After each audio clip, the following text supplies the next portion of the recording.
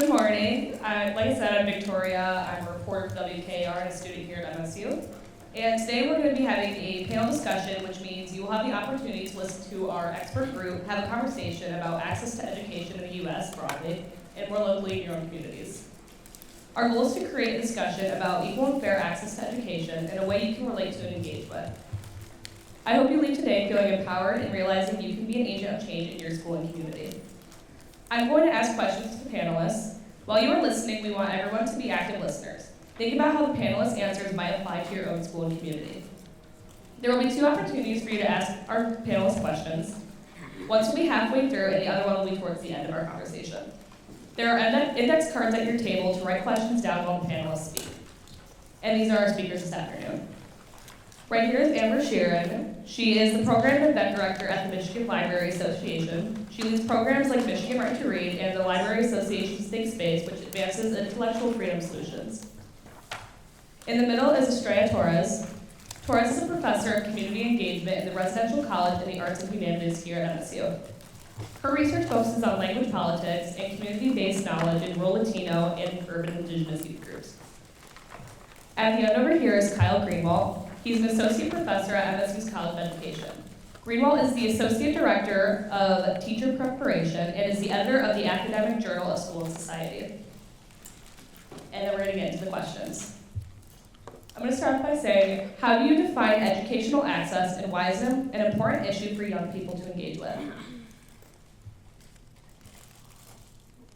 Who's starting? How about you? Okay, because I asked, I'll start.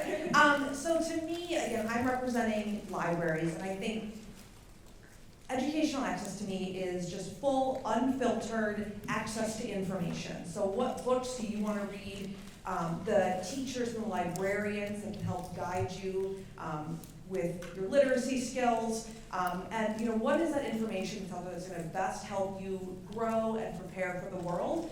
And just having full access to that without somebody saying that certain books, certain stories shouldn't be available to you. And so, again, what do you actually need to be responsible citizens?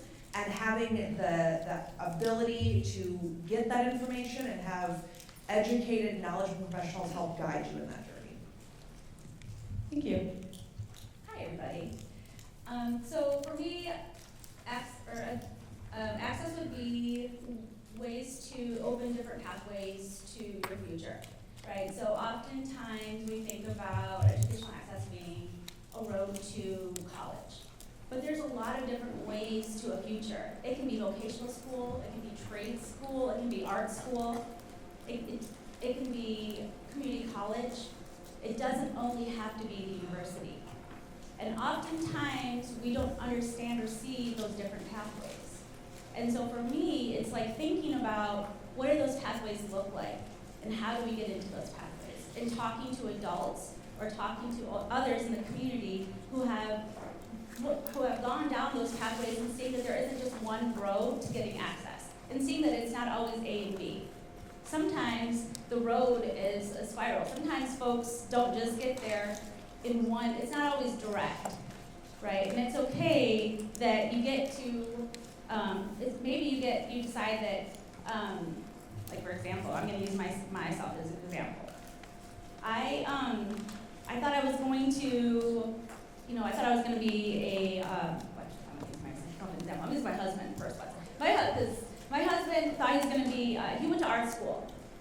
And he thought he was going to be an arts educator. He went into art school, and he went to art school for 2 years, and he decided that he thought that he knew everything he needed to learn about art school, and he dropped out, and he went into graphic design, and he realized he did not like to work a 40-hour job at the age of 20.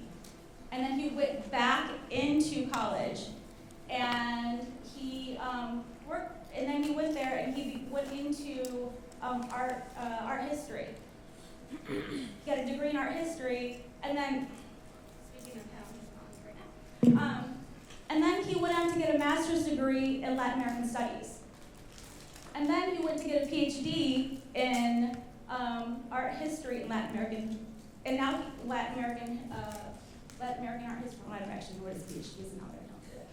But anyways, he is actually a dean at University of Michigan in Stamps Art School. There's no easy way of where you decide your future will be, but what I'm trying to say is the only way he knew how to get to where he wanted to be was by asking and learning and leaving himself open to asking questions and being open to exploring options. Okay, not being afraid to like asking and being like, oh, what's a way, like art, maybe I want to go to art school, and that's okay. Maybe I want to go to university, that's okay. Maybe community college is okay. Maybe trade school is okay.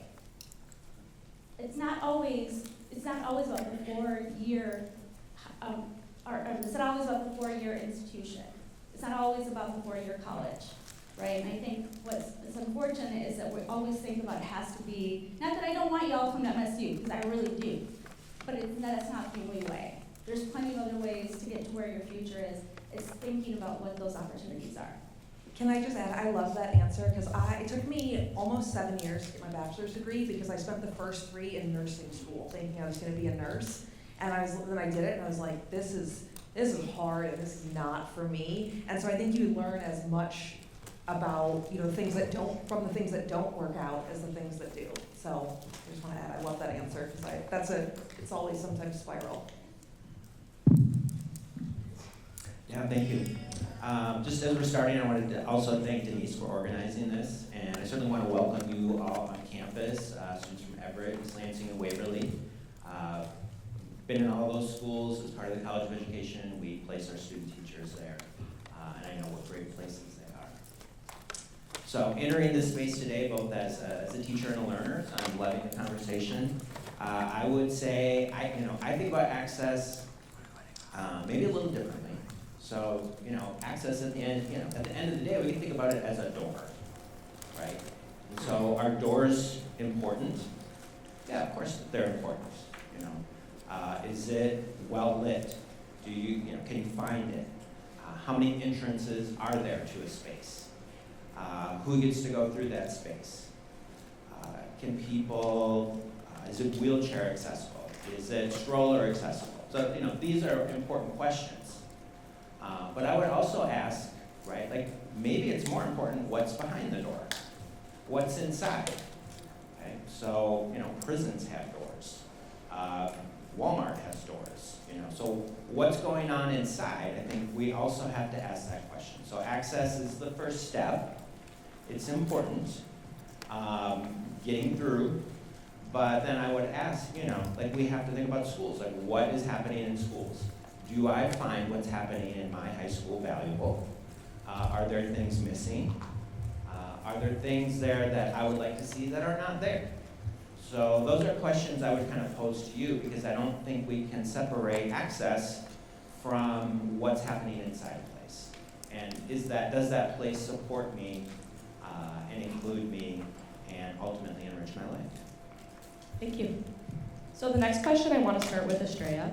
And that's, what are some important experiences that you have had as a student or an instructor with inequality in K-12 education? All right, thanks. Yeah, I can start with, I'll start with an experience. So I went to a very small rural school. I'm from Michigan. I grew up as a farm worker. So I am from a village. From Michigan. Well, everybody here's from Michigan. So you all know how to do the Michigan hand map, right? I'm from the Thumb area. We had 3,000 people. This is my story. I'm going to tell you my story. So I'm from a village of 3,000, from a very big family though. My dad has 16 siblings. I know, that's a lot. I had 76 cousins on my dad's side. Oh no. Christmas must be like a nightmare. No, it's actually, I love it. And that's not like married in cousins, those are just like cousins, right? We don't do cousins like twice removed, those are just cousins. So this is why this is important. We make up 10% of that population. It's a lot. So this is why this is important. So we're like, it's a small town. It's a very small, now it's a town. we had 2 AP classes. There was 5 of us, every year, there would be 5 of us going into a kindergarten class. Okay, think about that. I'm the only one that went on to college. Think about that. I'm the only one that went into college. That was not a great experience. There was 2 AP classes. I took one of them. One was German, not doing that. My home language is Spanish. So I took AP English. My AP instructor would not let me take the AP exam. What? So I went into, but I took the class, but she wouldn't let me take the AP exam. She wouldn't let me take it, she said I wouldn't pass. I went into my university, I went to college, I went to a D1 school on a scholarship, a running scholarship, but I didn't get the credit. I went in and I was an honor student, but I didn't get to, so my experience wasn't great in that school. So I actually decided that when I went into university, I wanted to go into education because my job into going as an educator was to make sure that I would not ever let a student ever have that experience ever again. I was going to make sure that I wanted to change education so that there would never be another student that ever felt so isolated or that would ever feel unwelcome into a classroom ever again. That was my first experience with inequity.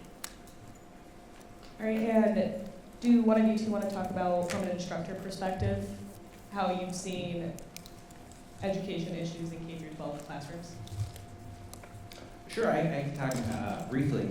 I think I was a high school teacher for 7 years before coming to MSU and starting to work here as a professor. So I've seen lots of different sides of the classroom. I think for me, with my experience as a teacher and as a parent, it is, our schools right now tend to value kind of a very narrow range of human talents, and they're mostly academic. And I, have worked with so many students over the years who bring so many other assets and talents to the school. Maybe you're a great athlete. Maybe you are wonderful in the performing arts. Schools do tend to also include those types of things, and that's awesome. But there are other things, like maybe you are just the type of person who really loves to help other people. Okay? Maybe you have a great entrepreneurial spirit and have already starting small businesses and making money. Those are all really valuable if we're putting them in service, of our communities. So, schools used to, and maybe we'll talk about this a little bit more, but the curriculum used to be a lot wider than it is right now. So I think there's 2 sides of this. If you're someone who goes to school, and you have classmates who every day, are getting failing grades. And it's not necessarily because they're not trying. In some cases they've given up, but in other cases they are trying and, they are not feeling seen or rewarded for their effort. So, I think that is sad. That is a tragedy. On the other side, some of you here may be really awesome students. And that is good. But, just reminding you that those good grades may get you into a good college and then you might get the degree you want, but you still have a lot to figure out after that, right? So good grades, there's not a straight line, as Estrella said, from good grades to successful life, right? And ultimately, you have to kind of ask yourself, what is a successful life, right? Is it just the person with the most toys at the end wins, right? So we have to kind of define that for ourselves. We have to think about what matters to me, and understand whether you are doing very well in high school or you are struggling or you're somewhere in between. That is really, that's where you're at right now. But things are going to be different in 5 years, and they're certainly going to be different in 50 years. Thank you. Well, let's spend the next 5 minutes giving the opportunity for students to ask questions. You can either raise your hand or, What do you think, like, the utmost, like, principal going to school is for? Like, what is your principal end game, like your goal? Like, as an educator, what do you think that is? So was the question, you know, what is our goals for our students? Yeah. Yeah, I mean, I can briefly answer, you know, so I want students, first of all, as an educator, I think the first thing that needs to happen is, you know, we need to build a connection. We need, you know, so we both need to feel respected, we both need to feel safe, we both need to feel like we belong here, and we're supporting each other, you know, and then, honestly, like I actually believe when we're in a relationship together, you know, teachers, students working together, and we're doing something meaningful, you know, and that meaningful can be a lot of different things, right? It can be watching a film together, it could be having a discussion together, could be working on some type of project or lab, or working on the school newspaper, or you're working with your coaches, you know, to execute a new zone defense or something. Like that is meaningful, right? And out of that participation with other people, you know, I think that is what life is about, like having joy with others. So, you know, I would really resist trying to say that education is about the future, actually. Education is about the present. And it's about living as fully and joyfully as you can in the present. So if that's not happening, you know, if you're like, well, I'll figure that out later. You know, I think that is a problem with the way we think about education. That's about the preparation for the future. Actually, it's about the present. Yeah, and I would just add, you know, from a different perspective, as a librarian, library worker, that the goal is to kind of help level the playing field. There's a lot of, you know, we're talking about inequity, and there's a lot of inequity between the haves and the have-nots, but it doesn't matter where you come from, what resources your family has, what your last name is. You can walk in, you can get a library card, you can access that same information, which is as anybody else in that community, which is why it's so scary and so hard when we're seeing more and more attempts to remove books from library shelves, to censor materials, because, you know, the people that maybe have the means can still go on Amazon and buy that book. It's still there. It's the people that maybe don't have those means that then lose that access and lose that perspective.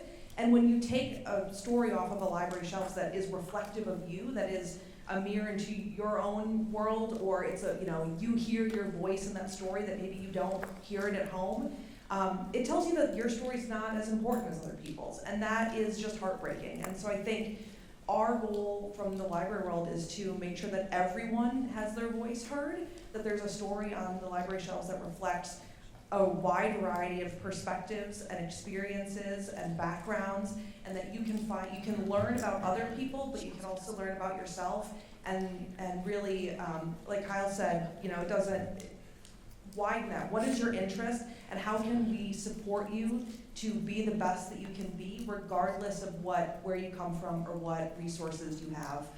We want to make that accessible to everyone in our community.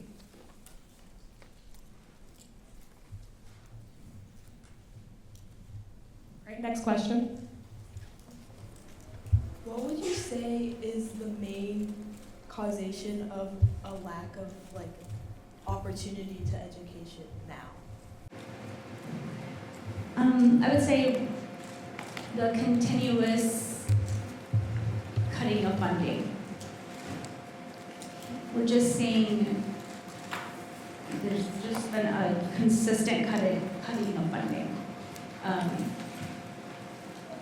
You know, state, like public universities, since probably the 80s have been consistently, we've had funding cut left and right constantly. In K-12 education, there's been a consistent cutting of funding in the arts, which is pretty sad. But I just think across the board, we've unfortunately had a cutting in funding and resources. And we were just having a conversation, and it's been really unfortunate. And yeah, that, you know, I know rural education, rural schools are really struggling to find teachers. It's really difficult for rural schools to find teachers. They're having a really difficult time. And so yeah, I would say funding. I don't know.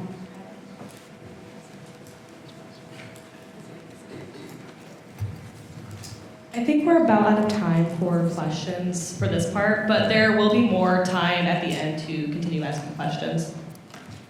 And so the next one would be, what are some of the equity challenges faced by students specifically in mid-Michigan today? I think, Kyle, do you want to start this one? Sure.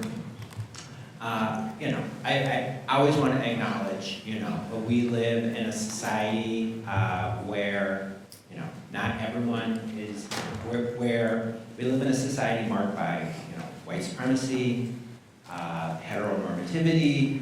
These are big words, right? But like essentially, depending on your race, your gender expression, your gender identity, your religion, your opportunities are not the same.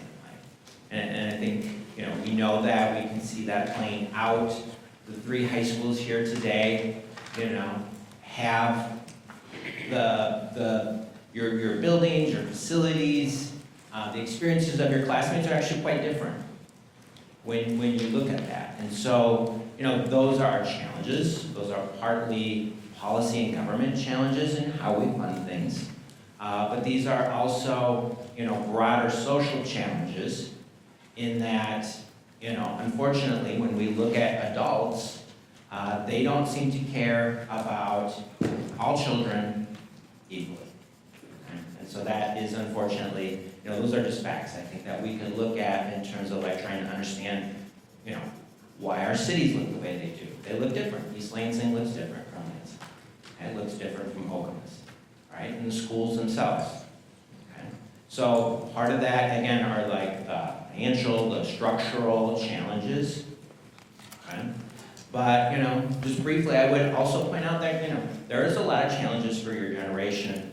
Certainly, in terms of I would just call it the attention economy, the way in which, algorithms, the media you consume is very much driven by a profit model, okay? Is not necessarily exposing you to, diverse opinions. It's not necessarily, it's attempting to make money off your clicks and off your posts.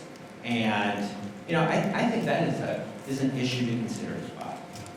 How do we live in a society that when it is driven by market forces, when it is driven by financial decisions, I think as, probably as consumers of these products, and I consume them as well, we tend to be like, okay, it's like really nice that Amazon, seems to know what I want before I want it.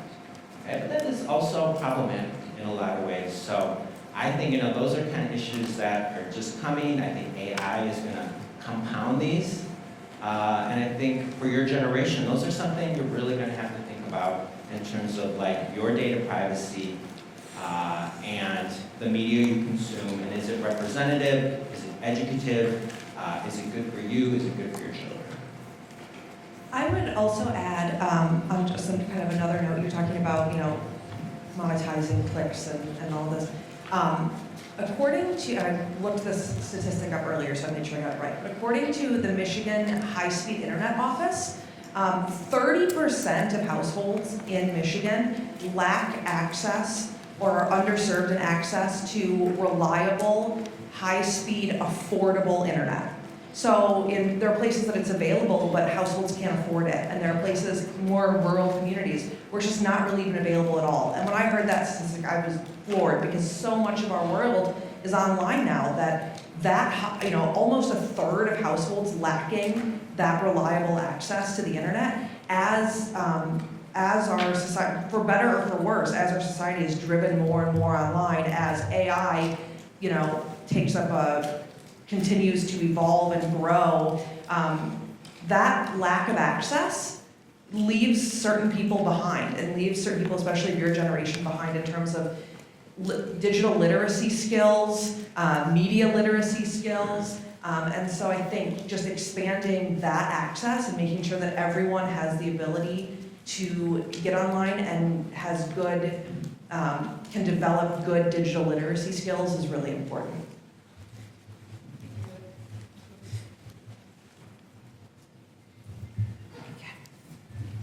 Thank you. So following up with that, Amber, could you talk about how these issues vary between rural, suburban, and urban districts? So, you know, again, the broadband issue is primarily more of a rural issue. I mean, it's across the board in terms of affordability access, but access in general is more of a rural issue. I think urban communities struggle more with just stretching resources, that there just aren't enough resources to go around for the populations. They also, I think, you know, urban communities tend to be more targeted in terms of being more viewed as more political or more controversial in some regards. And I think suburban areas are interesting in terms of, you know, libraries. That's where we see the vast majority of censorship attempts is from suburbia. And I think there's a stronger desire to conform in suburban areas. And so with that pressure, sometimes you don't always feel like you belong. And I think that's a challenge in those areas. And then Estrella, could you talk about how identity affects equity in education?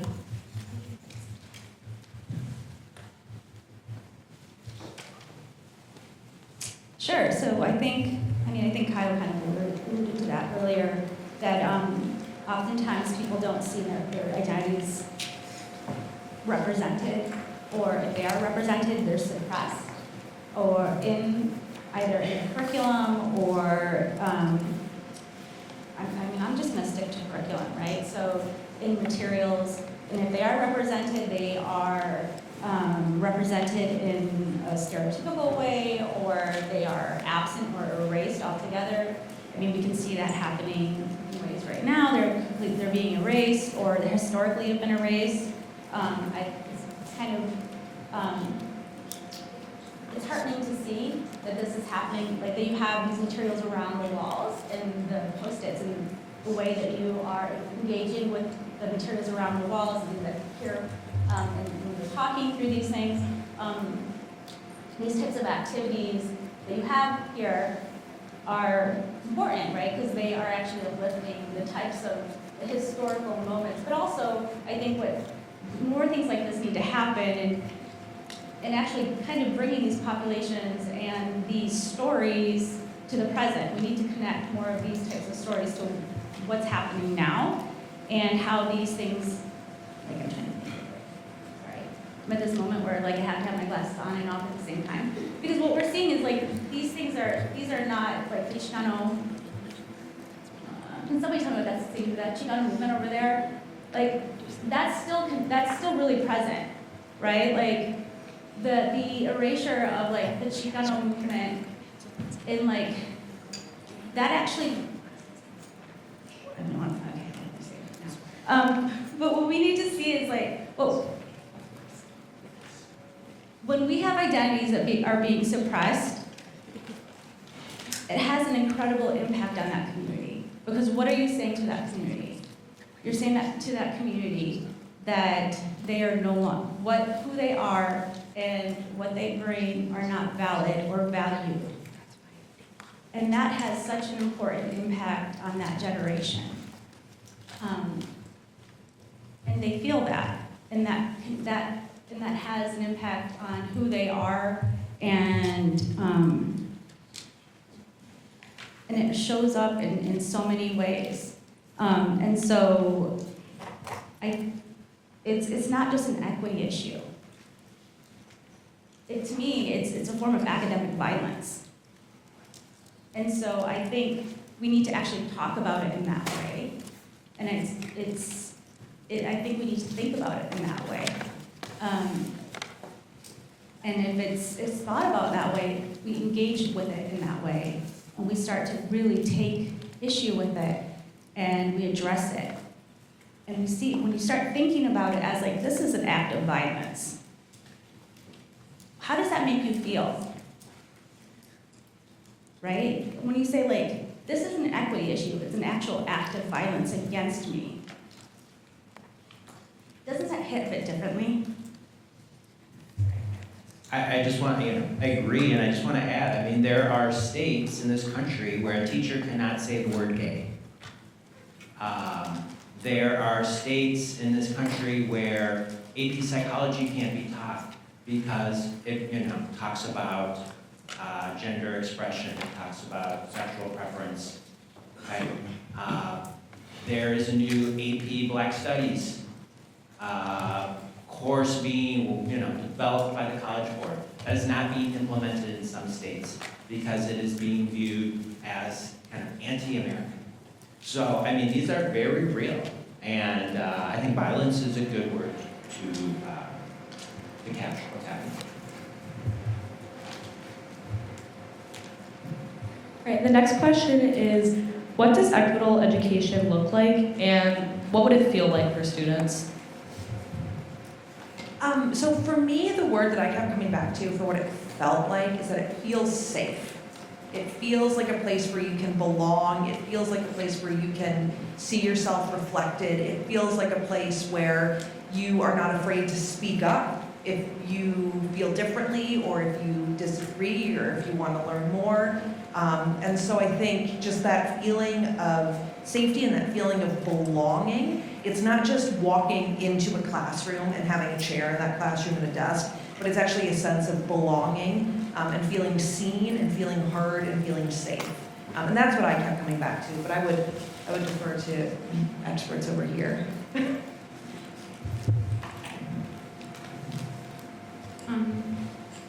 When I think about equity, I actually think about these words that I learned from a colleague, Yomaira Figueroa, who is the director of the Puerto Rican, of a Centro, which is a Puerto Rican studies, a Centro from Puerto Rican Studies in Hunter College, where she's like, we need to move past inclusivity, because inclusivity just means like you're pulling up a chair to a table, and she's like, no, we need to like think about beyond that.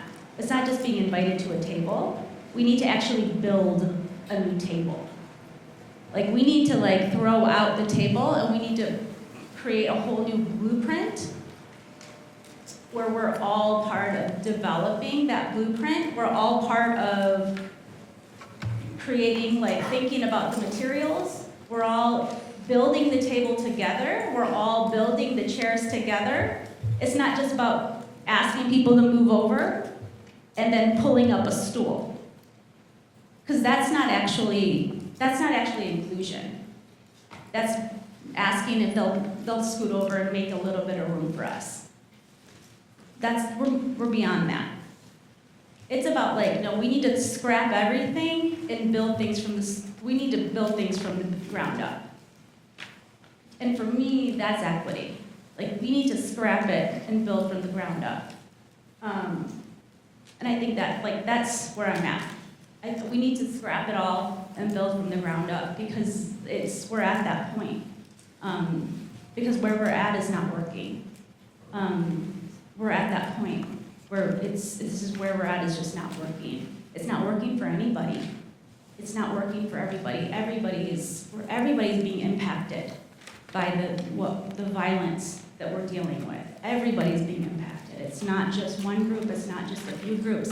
Everybody's being impacted by the erasure and the exclusion. Everybody's being impacted. And so we just need to scrap it all and build new. And I think, for me, that's what equity is. To me, educational equity means meeting people where they're at. And I think schools and teachers, quite honestly, sometimes struggle to do that. Okay, and I think we can kind of point, I was just thinking there's at least 3 areas that sometimes we don't think about, but I think educators are becoming more aware of. One is neurodivergence. So, if you are a person with ADHD or if you are a person on the spectrum, like those are valuable ways of being in the world too. So, can educators meet your needs where you're at?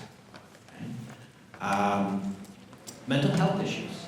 I mean, we know, like, they are increasing. Anxiety, depression. Okay, so like if those are things you're struggling with, you need your you need your school to, again, meet you where you're at and help you with those things. So there are others we could point at, right? But, you know, and maybe a third one I would point to is just like trauma. Like, we can't control the things we've seen, things that have happened to us, things that have happened to our families, things that have happened in our communities, things that have happened to our friends. Those impact learning. Like, we know that now. Okay? So schools, you know, educational equity to me is meeting people where they're at, helping them find their interests and passions, and that should be different for everyone. And then, I think the important part is, and this is like a really famous definition of like finding a vocation, is when your passion meets the world's needs.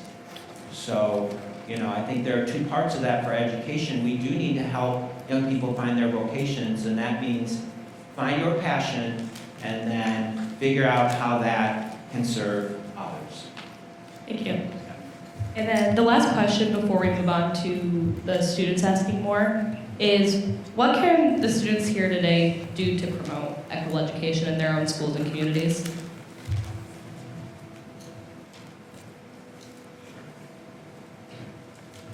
I would just go back to what I said. You need to find your passion, honestly. Like, it is the most important thing you can do. Don't just go through the motions. Don't just be like, okay, I'm taking this class because I want to get into college. I want to, like, you know, you have to find and develop those passions because they are actually what's going to save the world. It's what's going to make the world a better place. So, you know, we don't necessarily need more computer engineers. I mean, that might be a passion of yours, and if it is, that's awesome, right? But like, we're also finding out like AI is taking over those jobs. And so, you know, this can't just be about a job or about money. It has to be about finding a passion. It has to be about developing that. And then as the world changes, you will change too. You will find ways to put that passion to work. But I do think ultimately, when I look at young people, I think they're doing well when they found their passion. Yeah, I would say I think students can speak up and stand up, and when they see, you know, if there's something you're passionate about, if there's an issue of inequality that you see in your own school, in your own community, speak up about it. Stand up. I was looking through the folder that you were given, and there's tips on how to speak up at a school board meeting. And I think those are great. And those don't just apply to school board meetings. They apply to library board meetings. You could do that at a city council meeting. And so just be out there, let your voice be heard, and find those things that you are passionate about and advocate for them in big ways and in small ways. But I think just showing up and speaking up, I mean, showing up for your library can be as simple as just getting a library card if you don't have one, but that shows interest in libraries and helps libraries maintain their funding levels so that they exist for future generations. So get a library card, you know, show an interest in the things happening at your school, and then when there's something that you see that you want to take a stand on, show up and speak up about it. I would say connect with somebody. I would say we really underestimate the level of connecting with another person outside of our peer group. It's really important. How many of you all actually talk to an elder? Like an elder being somebody, okay, not an elder being somebody that's 20, but an elder that's like 50, 60, like weekly, bi-weekly, like that you sit with and have a meal on the regular. Can you do that, like do that regularly? That makes a significant amount of change.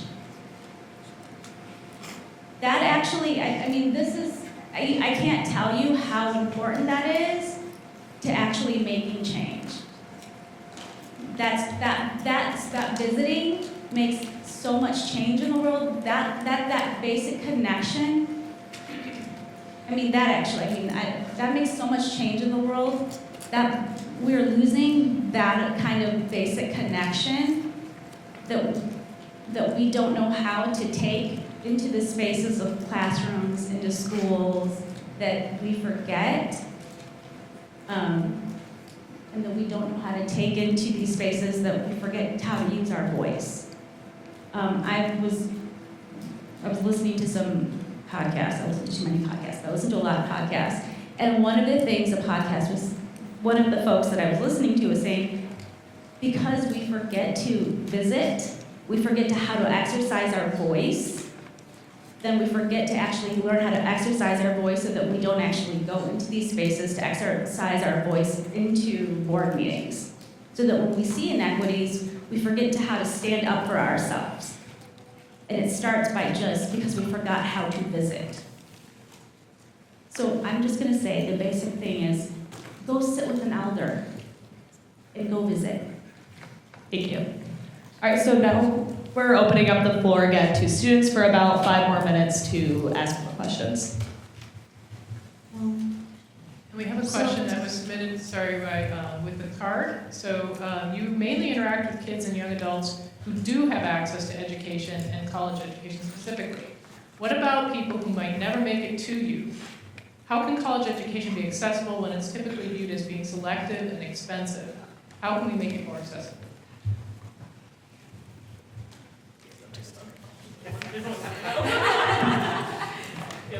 I will just say, that is a great question, honestly. And so I do think, I think part of this big issue, honestly, and I'm speaking to a lot of successful students I bet in here, the idea that we can rank colleges is absolute bonkers, okay? So please don't pay attention to those rankings.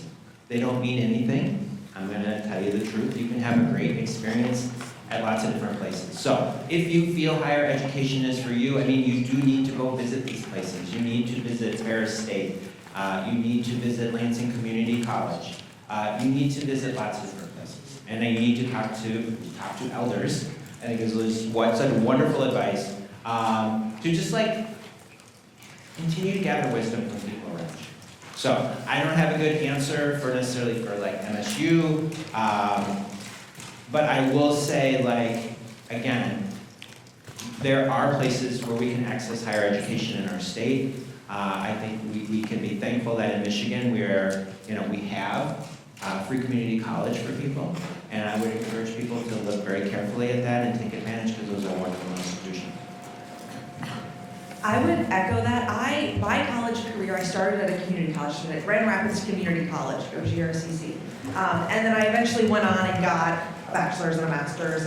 But I still, to this day, believe that I learned more from my community college experience than I learned from any other college experience that came after it. And I strongly encourage people to look into community colleges because it was such a great experience for me. And I felt like my professors really they had the ability to take more of an interest on me on a personal level. And I still carry so much of what I learned in that institution forward, more so than I believe I do other things I learned in what might be considered bigger or more esteemed institutions later. So I think look into all of your options because there are some really great ones out there. And again, don't forget about the trade schools and vocational schools, right? Or private schools, liberal arts schools. I think people get scared about liberal arts schools and private schools. They see that they're really the big tickets, or they think they're really expensive, but they forget that you get a lot of scholarships and funding from those schools. And they have a lot of they do have a lot of scholarships and grants, and they bring down the financial aid, and they bring down the price significantly. The one thing is you have to fill out the FAFSA. Don't forget to fill out the FAFSA, and also scholarships. They have scholarships for the most ridiculous things.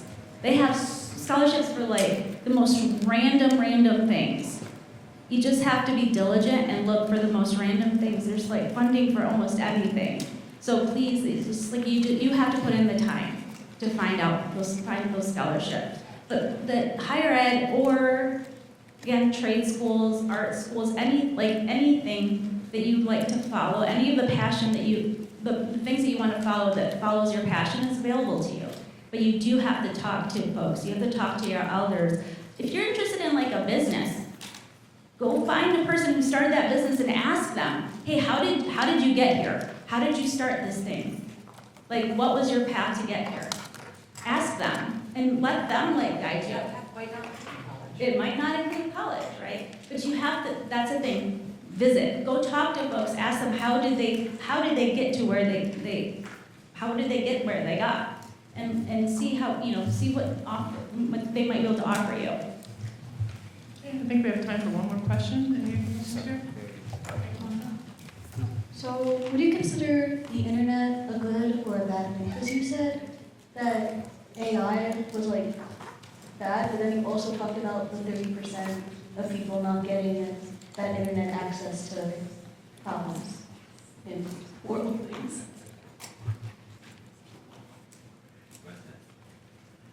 I mean, obviously, the internet is a tool, and I'm probably on this stage the most skeptical of technology and the impact it's having on our lives. But obviously, I don't want to get into like a philosophical discussion whether it's good or bad. But I do think it is something I would encourage you all to think about. I do think AI is we have to see where that goes. Like, it is not necessarily going to be used for the benefit of all, especially because it's being developed by private corporations right now that ultimately are looking to make money. I'm also going to just say, think about the environmental impact of AI. Okay, like I know that you might think about the technology, but you also have to think, people don't often talk about the environmental impact of AI. You live in Michigan. Think about the environmental impact of AI and the impact that it has on water, how much water that it takes for AI. So please think about that. I'm going to be more Kyle's side about what AI does, and then also who's developing AI and who's not regulating AI. But AI and the internet are not one and the same. The internet has been around a lot longer than AI. And so, yeah, AI they can both be tools, but internet and AI are not one and the same.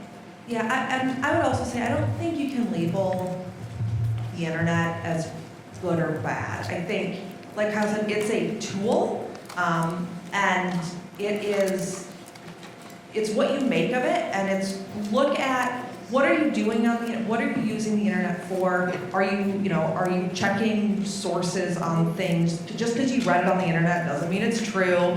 And so, be diligent about what you're reading, what you're taking in, how you're using it. But ultimately, whether it's good or bad is really what you're using it for. It is just a tool. And so I think there's amazing things you can do with the internet, looking back a few years, like COVID, people being able to do school online, virtual high schools, virtual college classes. That gives people access to things in areas where maybe they didn't have it before. But also there's where's that money coming from? How is social media, making us angrier or promoting things that are difficult? And so there's awesome, amazing, great things about technology that's emerging, and there's a lot of really scary stuff too. So I don't think you can say it's good or bad. I think it's what you make of it and how you use those tools at your disposal. All right, well, thank you to the panelists for giving us their time to answer these questions, and then thank you, students, for asking these questions and engaging with the conversation. I hope you leave today feeling empowered to be an agent of change in your school and community.